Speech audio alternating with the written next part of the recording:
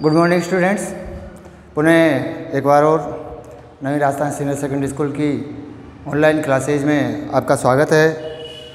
अपन की लगातार 9th class के अंतर्गत अभी हमने अर्थशास्त्र की क्लास प्रारंभ कर रखी है। पुनः एक बार बताना चाहूँगा, देखिए अपने यहाँ पे 4 पुस्तकें रहेगी अब की बार, क्योंकि NCERT का सिलेबस लागू हुआ है। तो सबसे पहले तो आ गया अपना इतिहास, फर्स्ट बुक हो गई, फिर हो गया अपना राजनीति शास्त्र, फिर हो गया अर्थशास्त्र और भूगोल। 4 पुस्तकें हो गई अपनी। तो अब आपको जो कॉपी बनानी है होमवर्क के लिए, तो 2 कॉपी बना लेना। होमवर्क के लिए जो 2 कॉपी बनाओगे, जैसे पहली कॉपी उसमें क्या करना है, इतिहास प्लस राजनीति। जैसे अपन ने एक कॉपी ली, उसका एक कॉपी का बीच का हिस्सा शुरू जो करेंगे वो माना अपन ने इतिहास से किया। कॉपी की स्टार्टिंग इतिहास से, तो आधी कॉपी, और आधी कॉपी का जो सेंटर पॉइंट है उसके आगे से राजनीति, यानी एक ही कॉपी में इतिहास और राजनीति का होमवर्क करेंगे। फिर अपन ने दूसरी कॉपी ली, उसमें किया अपन ने पहले अर्थशास्त्र। चूँकि अर्थशास्त्र में 4 लेसन है, उसी के हिसाब से हम आधी से थोड़ी कम कॉपी लेंगे शुरू के पार्ट, शुरू के हिस्से की। इसी में अपन अर्थशास्त्र में जोड़ेंगे भूगोल। इस प्रकार से अपनी 2 कॉपी हो जाएगी, एक में इतिहास और राजनीति, एक में अर्थशास्त्र और भूगोल। तो अभी अपन जिसमें अर्थशास्त्र कर रहे हैं ना, तो उसमें 4 लेसन है। तो अभी आप अर्थशास्त्र को एक कॉपी में शुरू से करना शुरू करें। पहला अध्याय स्टार्टिंग से करें। जैसे इसके 4 लेसन के लिए बाद में कितनी जगह छुड़ानी है वो आपको बाद में बता दिया जाएगा। फिर भी आधे से थोड़ी कम, आधी ले सकते हो। उसके आधे के बाद का जो हिस्सा वो भूगोल के लिए रहेगा। इसी हिसाब से जो एक कॉपी बनानी है उसमें शुरुआत इतिहास से करेंगे। आधा हिस्सा इतिहास का रहेगा, प्योरली इसमें आधा रखना है, और आधा हिस्सा राजनीति का रहेगा। तो कॉपी के 2 हिस्से कर लेंगे, सेंटर पॉइंट के इधर आधे के बाद में राजनीति और शुरुआत से इतिहास। तो अभी अपना अर्थशास्त्र चल रहा है, तो कॉपी कितनी हो गई अपनी, 2 कॉपी हो गई। उसी हिसाब से अपन को होमवर्क करना है। तो अभी अपन ने जो अर्थशास्त्र के अंतर्गत पहले पार्ट का जो अध्ययन किया है, तो मैं मानता हूँ उसका आपने होमवर्क किया होगा, और कुछ कमियाँ रह गई तो उसको पूरा कर लेना, साथ में याद करना है। अब अपन आज का जो टॉपिक बढ़ा रहे हैं इसमें वह है पालनपुर। पालनपुर का टॉपिक ले रहे हैं अपन, पालनपुर में गैर कृषि कार्य। पालनपुर में गैर कृषि कार्य, गैर कृषि क्रियाएं। देखिए अपन ने 2 प्रकार के कार्य किए थे, एक कृषि कार्य और अब कर रहे गैर कृषि कार्य। 2 प्रकार के काम पालनपुर में होते हैं। अब चूँकि हमने देखा था कृषि कार्य करने वालों की संख्या पालनपुर में कितनी है, 75%। इसका मतलब अब आप नोट करें, यहाँ पर लिख लें, पालनपुर में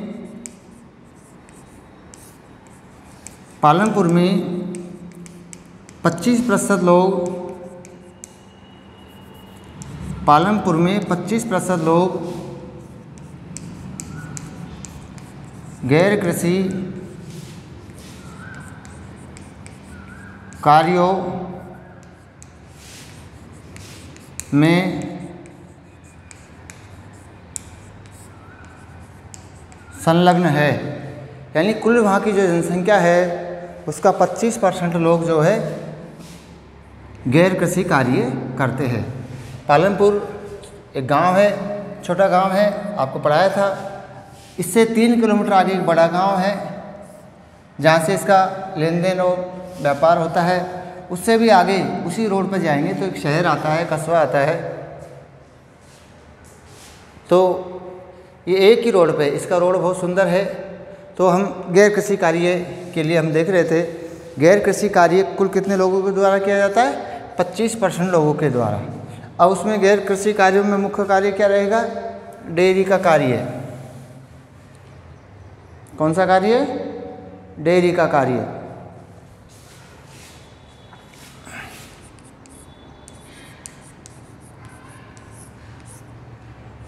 इसको डेयरी उद्योग कहेंगे, डेयरी उद्योग लिखते हैं अपन, डेयरी उद्योग।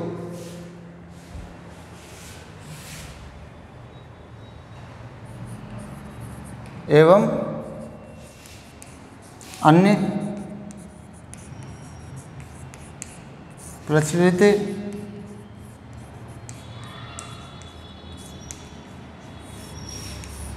क्रियाएं।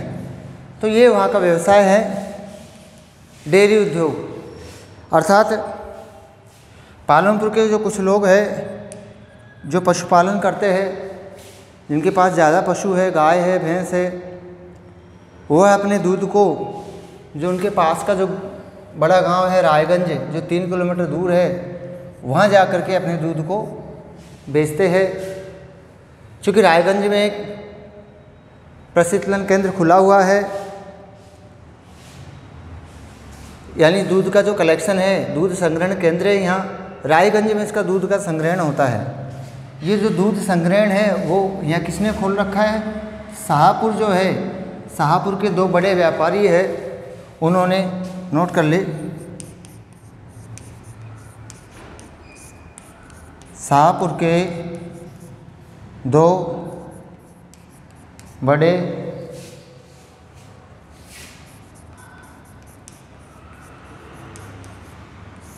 व्यापारियों द्वारा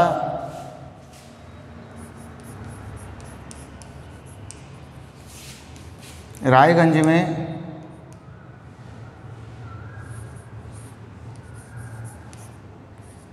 दूध संग्रहण केंद्र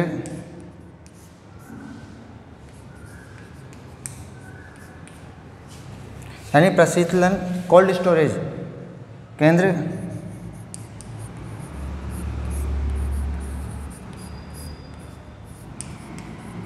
खोल रखा है। अभी जो पालनपुर के लोग हैं जिनके पास में पशुधन है, जो अपने लिए आवश्यक दूध दही का उपयोग करने के बाद जो दूध बचता है उसको कहाँ ले जाते हैं? रायगंज के ऐसे दूध संग्रहण केंद्र पे, और वहाँ जा कर के वो सप्लाई कर देते हैं। वहाँ जो कोल्ड स्टोरेज है वहाँ इकट्ठा होने के बाद वह दूध वहाँ से फिर अन्य गाँवों को, अन्य शहर कस्बों को आगे सप्लाई किया जाता है। इस प्रकार से वहाँ एक डेयरी उद्योग है जो रायगंज में है, जो पालनपुर के, जो रायगंज में संचालित है, उसमें पालनपुर का दूध सप्लाई किया जाता है। तो ये वहाँ उद्योग चलता है। इसके बाद में एक उदाहरण ले लेते हैं हम।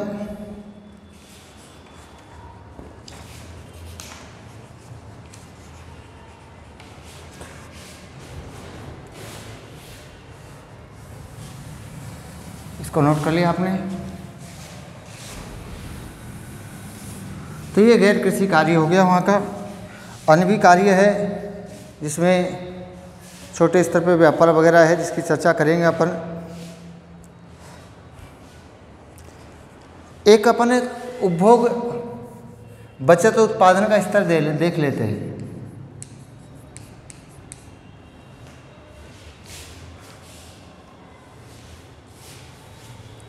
एक स्तर नाप लेते हैं, जैसे 3 तुलना कर लेते हैं।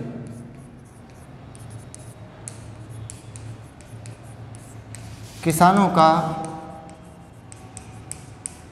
उपभोग के बाद में उसकी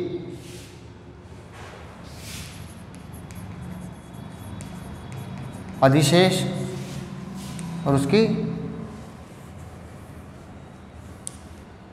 पूंजी, 3 किसानों की तुलना करते हैं। फर्स्ट,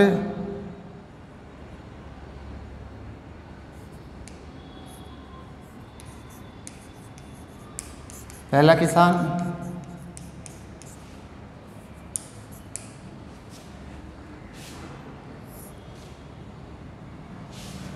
इसको यहाँ लेते हैं। पहला किसान,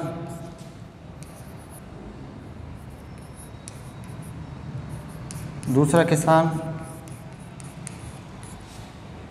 और तीसरा किसान।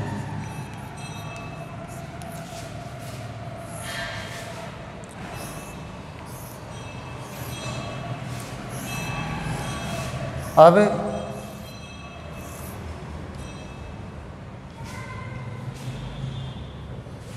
यहाँ लेते हैं अपन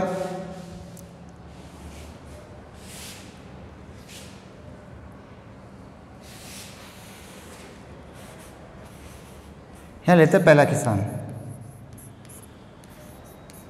दूसरा और तीसरा किसान। ये थोड़ा और आगे बढ़ा देते हैं इसको, ये खाली छोड़ा। अब यहाँ लेंगे कुल उत्पादन कितना है इसका, उत्पादन। इसके बाद लिया अपन ने उपभोग,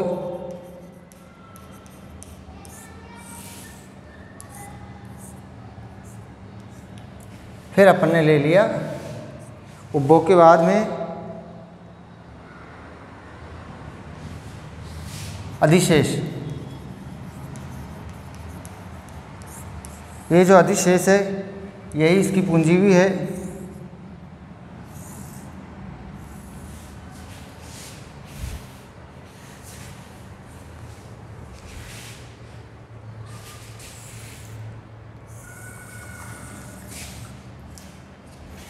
अब पहले किसान का जो उत्पादन अपन ले रहे हैं वो 100 है, क्विंटल में ले लेते हैं।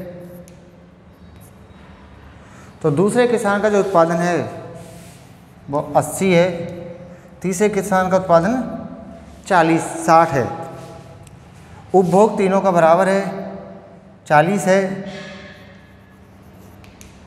इसका 40 है तो इसका 40 है। अधिशेष कितना है, इसका 60 क्विंटल अधिशेष है, इसके पास 40 का अधिशेष है और इसके पास 20 का अधिशेष है। यानी किसी किसान के पास बचत कैसे हो सकती है ये इस पर निर्भर करेगा कि उसका कुल उत्पादन कितना है और उस उत्पादन में से उसका उपभोग कितना है। तो हमने देखा उपभोग सबका बराबर होता है, पर व्यक्ति अगर माने तो सबका उपभोग बराबर होता है। तो यहाँ उपभोग का स्तर जब बराबर है, उत्पादन का स्तर जब यदि भिन्न है तो स्वाभाविक है जो अधिशेष उत्पादन है वह भिन्न भिन्न आएगा और साथ में जो उसका अधिशेष उत्पादन है वही उसकी पूंजी है, वही उसकी बचत है। यानी वही 60, 40 और 20 यही उसकी पूंजी या यही उसका बचत कहलाएगा। तो अपन ने इसको उत्पादन उपभोग को पढ़ा, इसको उतार लीजिए। अब हम आगे के टॉपिक को लेते। तो अपन चर्चा कर रहे थे पालन पूर्व में गैर कृषि कार्य क्रियाएं कौन कौन सी है। तो उसमें अपन ने पहले लिया दुग्ध उत्पादन। दुग्ध उत्पादन के अलावा वहाँ पे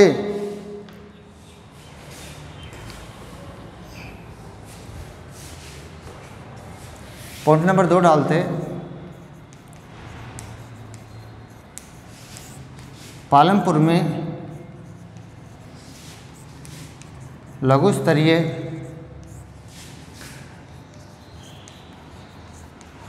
विनिर्माण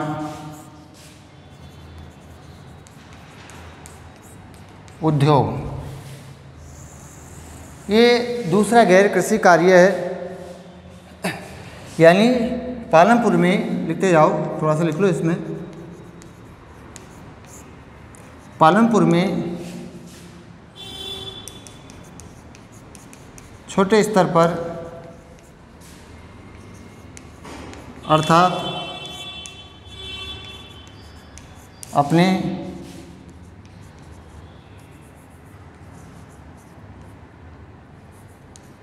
घरेलू श्रम के द्वारा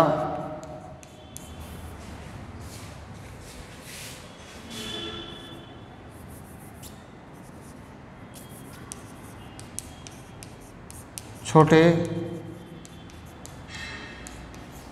उद्योगों का संचालन किया जाता है, जिसमें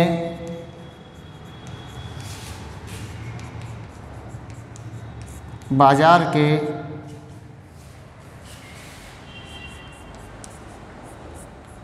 श्रम की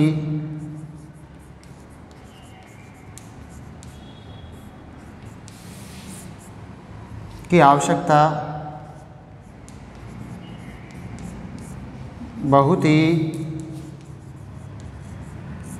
न्यून होती है। तो इस प्रकार से अपन ने पालनपुर में लघु उद्योग देखा। उदाहरण ले लें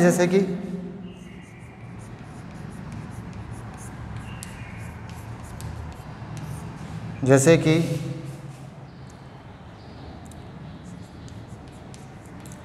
आटा चक्की उद्योग,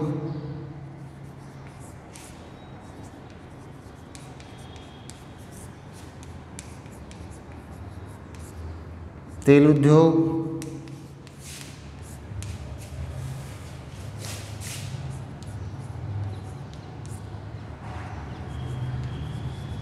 गुड़ उद्योग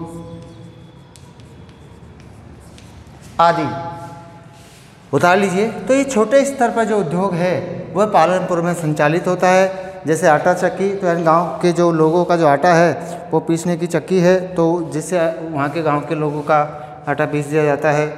इसके अलावा तेल उद्योग है, जो सरसों, तिल आदि का तेल निकाला जाता है, जो अपनी रसोई की नियमित आवश्यकता है। चूँकि वहाँ आसपास वहाँ गांव में गन्ने का भी उत्पादन होता है, इसलिए वहाँ के कुछ लोगों के द्वारा गन्ने से गुड़ बनाने का उद्योग भी संचालित है। वो गन्ना से गुड़ बनाते हैं और निकट के बाज़ार में यानी रायगंज में जाकर के उस गुड़ को बेचते हैं। तो इस प्रकार से एक लघु उद्योग, जो छोटे उद्योग है, वो आपके रायपुर में संचालित होते हैं। इन उद्योगों, इसको उतार लीजिए। तो ये अपना क्वेश्चन रहेगा पालनपुर में लघु स्तरीय विनिर्माण उद्योगों। अब इसके बाद में आगे चलते हैं। उतार लिया। साथ के साथ अभी आप जब कॉपी में कर रहे हो, कॉपी कौन सी बनानी है मैंने आपको बता दिया है, उसका आपको आगे जा कर के फेर में परिवर्तित करना है। फेर कॉपी बनानी है जिसमें अर्थशास्त्र के साथ राजनीति यानी अर्थशास्त्र की अलग कॉपी रखनी है, इतिहास की अलग रखेंगे। अब इसके बाद में अपन कुछ उदाहरण लेते हैं। कुछ उदाहरण लेंगे।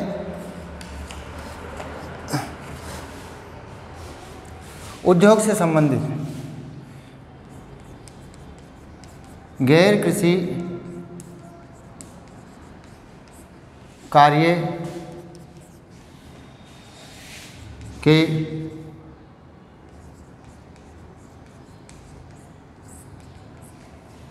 गैर कृषि कार्य के उदाहरण।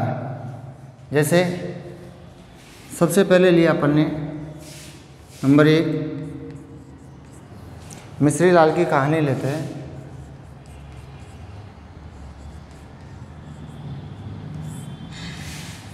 मिश्री लाल की कहानी।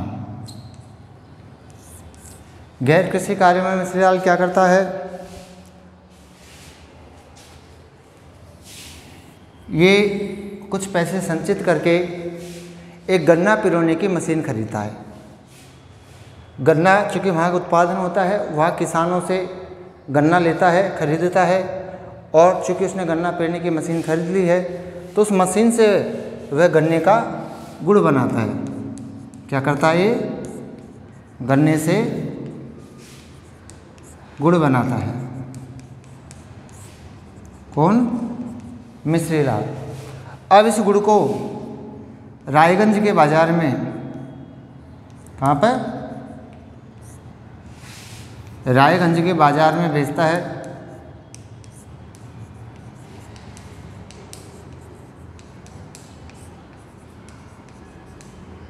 इस गुड़ को रायगंज के बाज़ार में बेचता है और लाभ अर्जित करता है। क्या करता है? ये लाभ अर्जित करता है। तो ये उसका गैर कृषि कार्य हो गया, ये उसका उद्योग हो गया, गन्ना उद्योग, गुड़ उद्योग, गन्ना। अब इसमें लाभ कमाता है। तो इस प्रकार से इस गुड़ को फिर धीरे धीरे आगे के गांव कस्बों में भी, यानी ये गुड़ जो है आगे शाहपुर के रामगंज के बाजार, इसके अलावा शाहपुर के बाज़ार में भी इस गुड़ को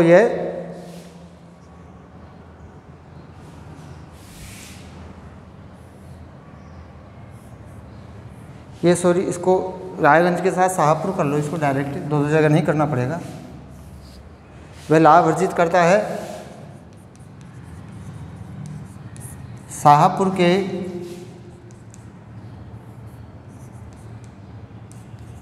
व्यापारियों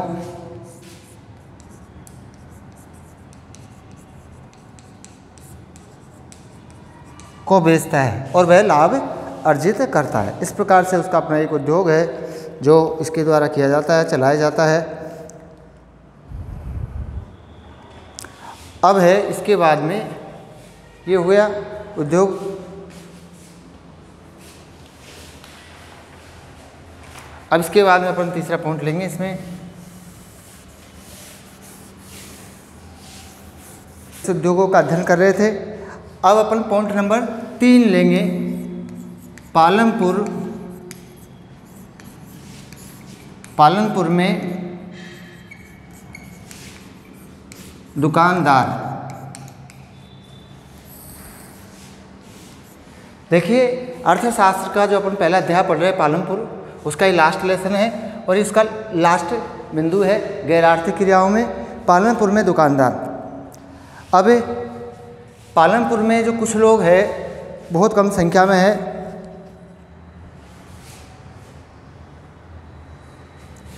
यहाँ पर कुछ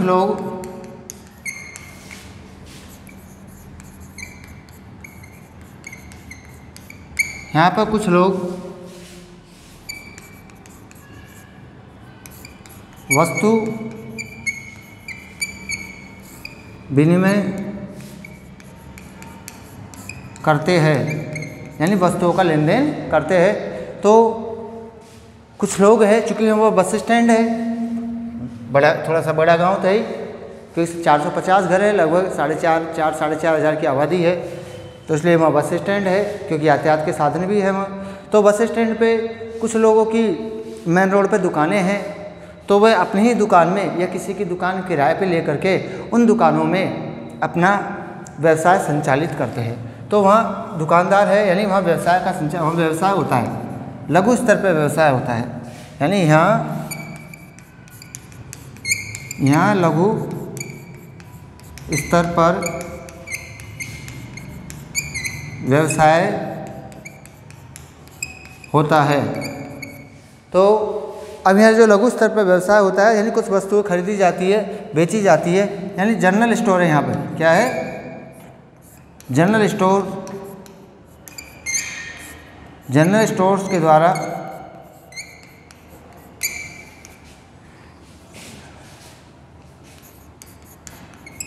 दैनिक उपभोग के सामानों का विक्रय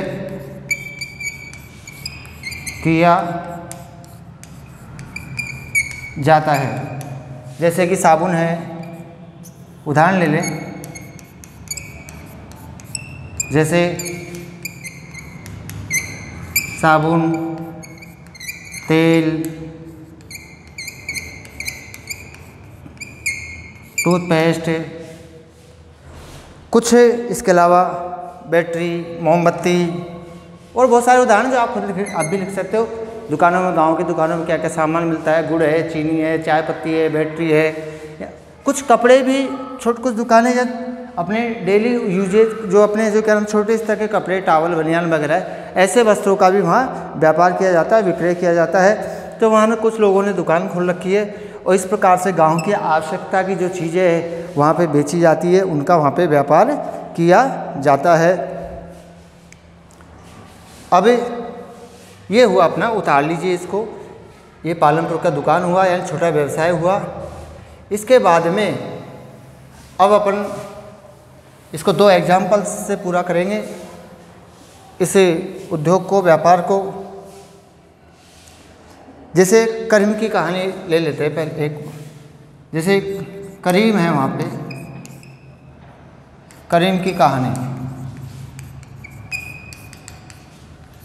तो करीम ने वहाँ पे, क्योंकि पढ़ा लिखा है, समझदार है, उसको मालूम है कि पास के कस्बे में जो वहाँ कॉलेज है, तो वहाँ कॉलेज में बच्चे, वहाँ जो शाहपुर है शहर है, वहाँ कॉलेज है, वहाँ बच्चे पढ़ने जाते हैं और वहाँ कंप्यूटर क्लासेज भी लगती है। तो उसने सोचा कि क्यों नहीं मैं भी यहाँ पे कंप्यूटर केंद्र खोल लूँ। तो ये यहाँ पे पालमपुर में क्या करता है,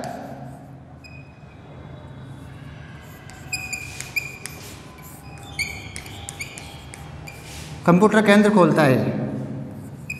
कंप्यूटर केंद्र खोलता है। गांव की 2 लड़कियां हैं जो कंप्यूटर अनुप्रयोग में दक्ष है, उनको जॉब पे लगाता है।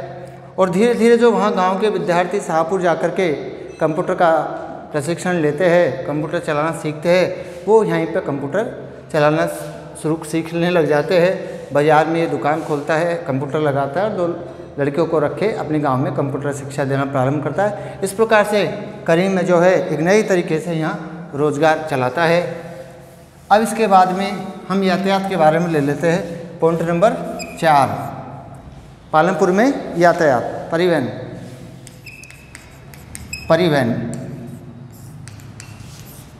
पालमपुर में परिवहन के कई साधन हैं, जैसे कि ये अपन ने पहले भी देखा, बैलगाड़ी है,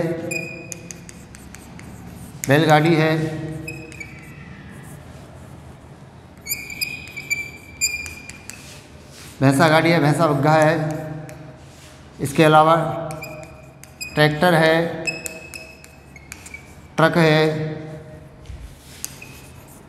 जीप आदि वहाँ परिवहन के साधन है, जो कि पालमपुर से रायगंज के लिए सामानों को लाना ले जाना और लोगों के आने जाने के लिए यातायात के रूप में काम में लिया जाता है। इसी प्रकार से ये यातायात हुआ।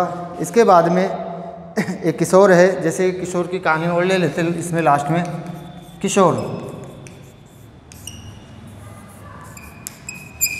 किशोर की कहानी।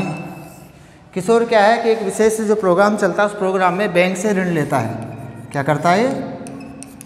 बैंक से ऋण लेता है और ऋण लेकर के ये अपने लिए एक भैंस खरीदता है और उसके बाद में वह भैंस से दूध बेचने लग जाता है और पैसा कमाता है। उसके बाद वो भैंस गाड़ी भी ले लेता है और उस भैंस गाड़ी से लोगों के सामान को इधर उधर लाता है। वहाँ एक कुम्हार के लिए वो मिट्टी भी लाता है। इस प्रकार से वह अतिरिक्त आय अर्जित करता है और अतिरिक्त आय अर्जित करके वह अपने को संपन्न बनाता है। इस प्रकार से विभिन्न तरीके से लोग वहाँ पे व्यवसाय करते हैं, इसको उतार लीजिए, और अपने आप को आर्थिक दृष्टि से मजबूत करते हैं। तो इस प्रकार से हमने देखा पालनपुर में कई क्रियाओं का संचालन होता है, जिसमें कृषि कार्य है, गैर कृषि कार्य है, जिसमें परिवहन भी है, छोटे निर्माण है, दुकानें वगैरह, दुकान यानी लघु व्यवसाय है।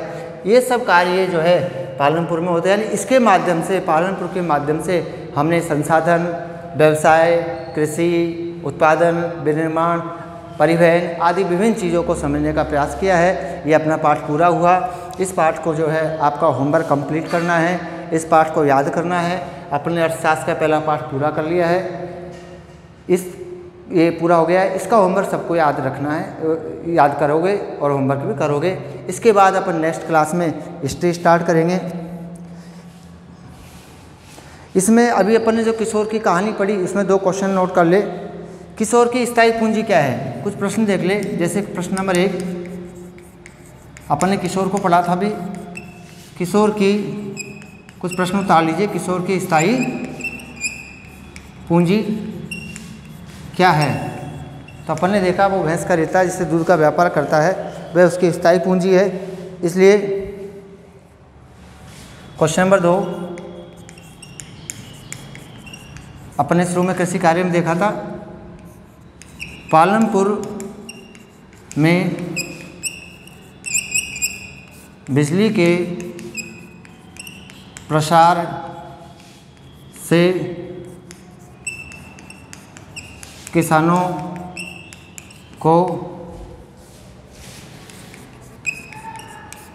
किस प्रकार की सहायता मिली? ये दूसरा क्वेश्चन करेंगे। इसके बाद में क्वेश्चन नंबर 3 ले लीजिए। ये क्वेश्चन मैंने पूरे करवा दिए थे पहले। क्या क्वेश्चन लिखिए, सिंचित यानी सिंचाई के लिए सिंचित क्षेत्र को बढ़ाना क्यों आवश्यक है? इस प्रश्न का उत्तर बताएं। क्योंकि भारत में सिंचित भूमि कम है, ज़्यादातर वर्षा पर निर्भर है, इसलिए कृषि उत्पादन बढ़ाने के लिए सिंचित क्षेत्र को बढ़ाना आवश्यक है, जो चाहे नहरों के द्वारा कर सकते हैं, नलकूप है ना, आदि विभिन्न तरीके हो सकते हैं। एक ही भूमि पर एक प्रश्न और कर लो। प्रश्न 4, भूमि पर